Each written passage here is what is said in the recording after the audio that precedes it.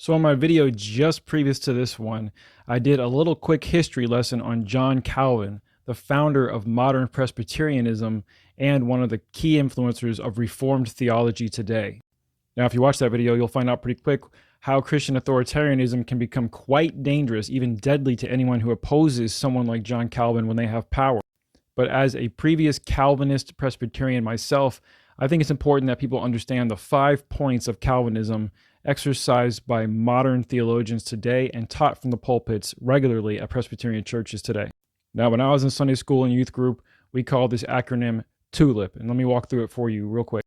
Now, the T in TULIP stands for total depravity, and this is essentially the belief that humans are so fallen and so disgusting and so incapable of saving themselves that they can do nothing in their own volition and their own will to find any kind of to give God any kind of pleasure or to please him or to get themselves into the kingdom of heaven ever. So why even try, right?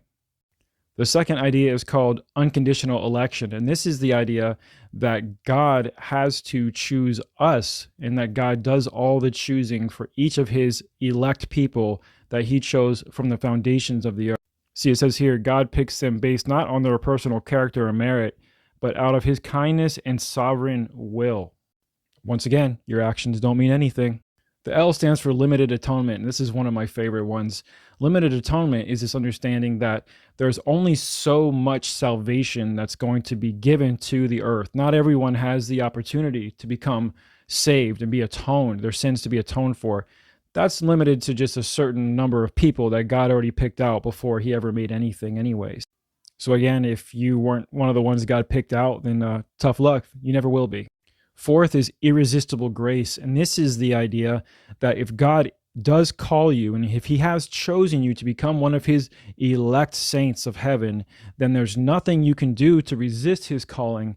It is irresistible. You will be forced to receive his grace, and there's nothing you can do to stop that. Last but certainly not least, and definitely a nice cherry on top to create all this emotional damage, P stands for perseverance of the saints. And this is essentially a once saved, always saved doctrine that says that whoever God picks to be one of his elect, they always will be, that will never change, and they cannot lose their salvation. They are eternally secure. So clearly Calvinists don't have any concept whatsoever of free will. They don't believe in it. They don't think God has anything to do with that. They don't think it's even something we should consider. If God chose you, then congratulations. If he didn't, then sucks to be you. You see how this could excuse some pretty crazy behavior?